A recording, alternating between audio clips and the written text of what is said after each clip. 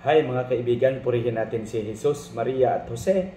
Narito na naman ang inyong lingkod, Father Bob, isang paring Karmelita. Ngayon ay nasa ikasampung araw na tayo sa buwan ng Enero, 2025, araw ng Biyernes. Sa ating pagninilay, naway maging masigasig tayo upang maging mabunga ang lahat ng ating mga pagninilay. Pakinggan natin kung ano ang gustong ipaabot na mensahe ng ating Ebanghelyo sa araw na ito na ibabahagi sa atin ni San Lucas, Kapitulo 5, versikulo 12 hanggang 16.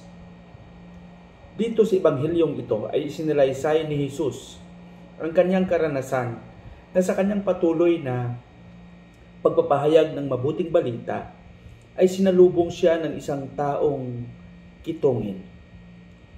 Nagpakatira pa ang taong ito at nagsabi kay Jesus, "Kung ibig mo po ay pagalingin mo ako." Kaya nang marinig ito ni Jesus, sinagot siya ni Jesus, "Ibig kong gumaling ka."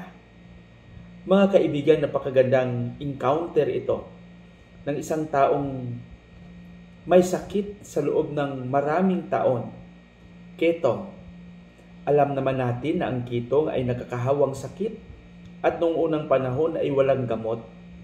At tinitingnan ito na parang isang sumpa, bunga ng kasalanan na posibleng hindi na pwedeng mapatawad. Ngunit binago ni Jesus ang pananaw ng nakakarami sa pamamagitan ng kanyang awa at pinagaling niya ang taong nagdurusa sa sakit na ketong. Sa ibang dako naman, kung titingnan natin, napakatindi at napakalalim ng pananalig ng taong may sakit na ito. Dahil nang lumapit siya kay Jesus, nagpakatira pa siya. Ibig sabihin, nagmakaawa siya. Ngunit hindi niya pinairal yung kanyang makataong kagustuhan. Dahil bilang tao, pwede niya rin sabihin na, "Panginoon, gusto kong gumaling ako." Ngunit hindi niya ito sinabi. Pagkos ang sinabi niya, "Panginoon, kung gusto mo, pagalingin mo ako." At nakakatuwa naman dahil sa awa at pagmamahal ni Jesus sa mga tao, sinagot siya kaagad ni Jesus, "Ibig ko.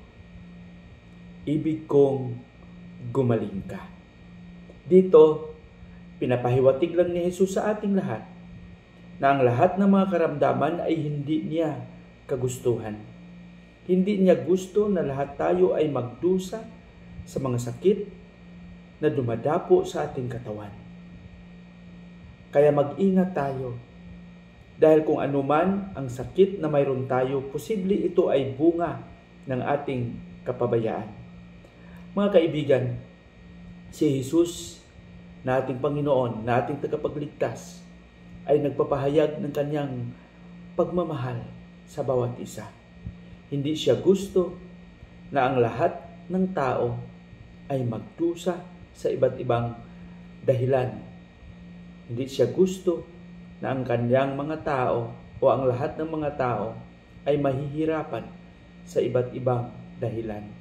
Kaya sa kanyang patuloy na pagpapahayag ng mabuting balita, ipinapaabot niya ito sa bawat isa, ang pagmamahal. Kaya sana tayo rin sa ating makakaya ay maipaabot din natin ang pagmamahal natin sa ating kapwa sa pamamagitan ng ating tapat na paglilingkod. Patnubayan nawa tayo ng Panginoon sa ating panalangin. Panginoong Hesus, pagalingin mo kami sa aming mga sakit. Sa aming mga sakit na minsan ay naging dahilan upang mapalayo kami sa iyong mga biyaya. Turuan mo kaming maging mabuti sa aming mga gawain, lalong-lalo na sa pagtupad namin sa aming mga tungkulin. Amen.